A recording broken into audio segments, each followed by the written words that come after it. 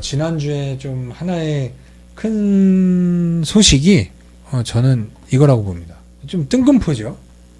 한국 남북통신성 복원 발표 앞서 미리 알렸다. 굳이 이렇게 형, 나 얘랑 전화해도 돼? 이런 건가요? 미국하고 무조건 그러니까 이게 알려야죠. 군사동맹이 그렇죠. 한미일 군사동맹이 있으니까. 자, 그러면서 잠자고 있던 대북주가 깨어났고 오후에 또 이제 청와대에서 발표했죠. 아직 남북 회담에 대해서 공식 논의한 바 없다 해갖고 윗꼬리 달고 쭉 내렸죠. 사실 그게 매수 포인트였어요. 근데 저는 몸 컨디션이 안 좋은 관계로 그 다음날 전혀 일어나질 못했습니다. 내일 이거 윗꼬리가 달려. 그러니까 제가 저번에 한번 설명한 적이 있죠.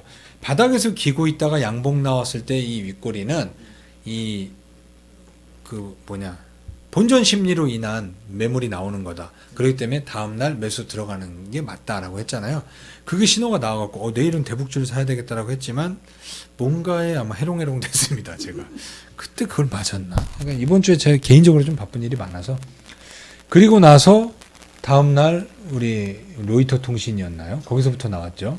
그리고 이제 내년 2월에 정상회담을 띄우고 뭐 이렇게 그리고 대북 물자 반출 제기했고 처음엔 아니라고 그랬더니 또 청와대는 또 사실 아니다 뭐 이러고 글쎄요. 어떻게 생각하십니까? 이거는 100%죠. 그러니까 제 생각에 정치적으로 민주당이 역전할 수 있는 그리고 사실 결론 난 건 없지만 역전이 아니라면 차이를 벌릴 수 있는 유일한 방안은 대북입니다. 그래서 이쪽에 한번 여러분들이 이제는 조금 관심 가져봐도 돼요. 왜냐면은 이게 카톡을 드디어 읽었어요. 북한에서. 일자가 그렇게 사라지지 않았는데. 일자가 그냥 한 1년 넘게 있었는데 이제 사라졌습니다. 네. 그리고 이제 매일 전화 오더라고요. 난 몰랐네요. 아침에 한번 저녁에 한번 하더라고요. 그러니까 어떤 움직임이라든가 그런 거 미리 알리는 거죠. 이게 있다, 무슨 일이 있다, 아니면 여기서 뭐가 이유 없이 터졌거나 그런 것도 다 알리고 서로. 재밌네. 어쨌든 이런 일이 있으면서 지난주에는 사실 이거 말고 중국이 급락했었던 거는 중국이 확실히 무섭다라는 거. 이게 뭔가 이렇게 조금 자기네들의 정책에 맞지 않는 거는 때려버리잖아요. 막 사교육 금지하니까 막 사교육 관련 주식이 몇십 %씩 떨어지잖아요. 사교육을 금지했다고요? 예. 이유를 들었는데 내가 까먹었네. 그러니까 얘네들이 중국이 앞으로 정책 방향으로 나가는 게 있어요. 그러니까 어떻게 생각하시면 되냐면 우리나라 옛날에 경제개발 5개년 계획했을 때 그 5개년 계획 안에 들어있었던 그대로 착착착 진행했죠. 그 외의 거는 신경도 안 썼죠. 부작용이 나든 말든. 사실 중국이 지금 사실 그런 상황이에요. 그러니까 중국이 앞으로 투자해 나가는 방향을 왜 알아야 되냐? 우리나라랑 연관성도 많고 그렇죠. 걔네가 돈 안 되는 사업에 하지 않습니다. 사회주의지만 철저한 시장 경제에 기반을 둔 사회주의입니다. 그러니까 그쪽이 2025년까지 인공지능에 세계 1위를 하겠다. 우리나라도 지금 인공지능 관련주에 알아야 되고 그리고 플라스틱에 대해서 규제했죠. 플라스틱 관련된 그게 뭐냐면은 전 세계 헤지 펀드들이 ESG를 얘기를 하면서 탈플라스틱에 대한 얘기를 해요. 당연히 신재생 에너지 보셔야 되고 신재생 에너지 안에 들어가 있는 풍력, 태양광, 수소연료 이쪽 주식은 중국 주식 급락하는데 안 빠지더라고요. 왜냐면 내가 살려고 대기하던 주식들이 있었어요. 통웨이 이런 거 있었거든요. 안 빠져요. 그 외의 종목들이 다 빠졌었던 거예요. 근데 마윈 형님 없어진 거 보세요. 그 사람은 이제 아예 아무것도 없어졌죠. 그러니까 우리도 전기차, 신재생 에너지에 관련된 쪽, 인공지능 그리고 반도체에도 집중 투자하잖아요. 그런 분야도 우리나라에도 어떻게 보면은 나중에는 타격을 가할 수도 있지만 이쪽에 대해서 트렌드라는 걸 알고 한번 공부해 보십시오. 예. 그리고 지난주에 제가 항상 올해 조금 그래봤자 포트에서 10%에서 20% 왔다 갔다 했지만 지금은 한 15% 정도로 좀 줄였었죠. 근데 지금 조금 또 원하는 가격대에 오고 있어서 또 늘리려고 하는 메타버스 뉴스가 있었죠. 메타버스에 뭔 뉴스가 있었죠? 알체라 이거 말고 이거. 또 알체라. 일단 알체라 때문에 시끄러웠어요. 네, 알체라 때문에 좀 시끄러웠고요. 뉴스 보면은 페이스북 네.